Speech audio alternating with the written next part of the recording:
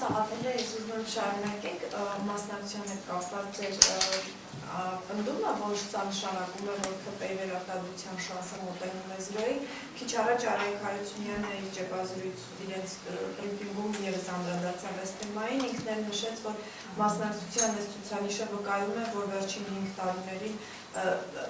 վկայում է այդ մասին, թե ինչպես է աշխատել կառավարությունը վերջին 5 տարիներին, այսինքն ըստ էության ասում է, որ սա իրենց օգտին մասնակցության աճ է, սրան ինչպես կարձականքեք եւ կուզեիք այդտեղ վերադառնալ ձեր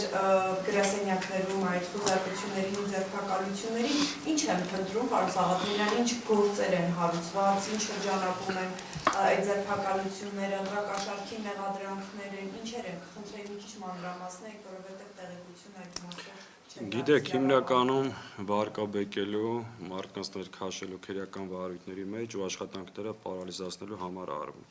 Նույն աշտարակի, նույն ընտրակաշառք ընտրողների վրա ազդեցություն, բայց որևէ փաստ, օրինակ աշտարակի դեպքը, որ տեղի է ունեցել, մեր ընկերներից մեկին մեղադրում են, որ 2 տարի առաջ օժանդակել է, որ այդ գյուղում խաչքար կառուցվի։ Ու այդ խոսակցության մեջ ըստ էության դրա մասին է խոսքը։ Ոդի կա ձայնագրության մեջ, մեկը ասում է 2 տարի առաջ Աշոտ Սիմոնյանը օգնել է այդ խաչքարը կառուցել ենք։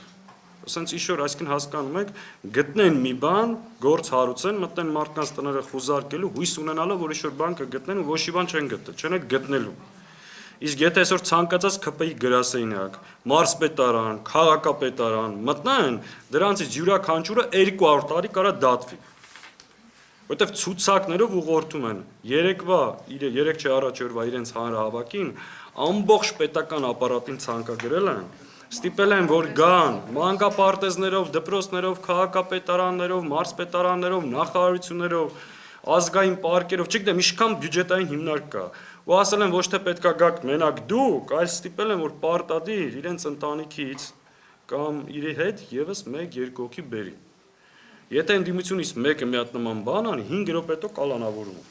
Այսինքն այդ ցուցակներն էլ է իրենց գրասենյակներում, իրենց հիմնարկներում, ընտրակաշառքն էլ, այդ մնացածն էլ։ Պարզապես գտել են ինչ-որ եղանակ, մարդկանց վախեցնելու ու մեր գործունեությունը խոչընդոտելու, պարալիզացնելու, սահմանափակելու, այսինքն մենք օրվա կեսը ստիպված զբաղվում ենք մեր ընկերների իրավական հարցերով, որտեղ համատարած մտնում են կնիկ, ճիժ, մեծ, փոքր, երեք Արարատի մարզում երեկոյան դաշտից 74 տարեկան մարդու ընտրակաշառքի մեղադրանքով տարել են,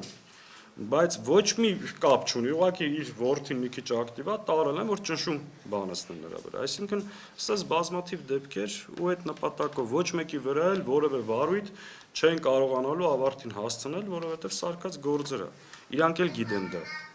Իսկ ինչ վերաբերվում է մասնակցությանը, Գյումրիում էլ իրենք են խոստովանը, չէ՞ որ Գյումրիում ավել մասնակցությունը դարձավ իրենց պարտության պատճառը, որտեղ իրենք այդ հաշվարկը չէին արել։ Տրամաբանությունը հետևյալն է, որ իշխանությունը իր մոբիլ ռեսուրսով, վարչական լծակներով, պետական ապարատով ունի ինչ-որ քվ։ Եթե քիչ մասնակցություն է լինում, այդ քվն դառնում է մեծամասնություն, բայց մեծ այս ծավալի մասնակցության դեպքում իրենք փոքրամասնություն են լինելու, իսկ Արայք Հարությունյանին ընդամենը մի քանի ժամ հետո ժողովուրդը ու արդյունքները իրան պատասխանը կտան ու ոչ միայն դրա, ընդհանրապես իրենց բոլոր արածները։ Մի լրացում, եթե կարելի է, իրենց 5 տարվա գործունեության արդյունքը դա կորսված Արցախն է, մեծացած Եռաբլուրն է, Հայաստանի Հանրապետության ինքնիշխան տարածքում ադրբեջանցիների ներկայությունն է եւ այն տնտեսական աղետը, որի առջև այսօր կանգնեցրել են Հայաստանին։ Այդ դա է իրանց գործունեության 5 տարվա արդյունքը։ Եվ ես հուսամ, որ այս բարձր մասնակցության ցուցանիշով մեր քաղաքացիները գնալու են եւ մերժելու են այն բոլոր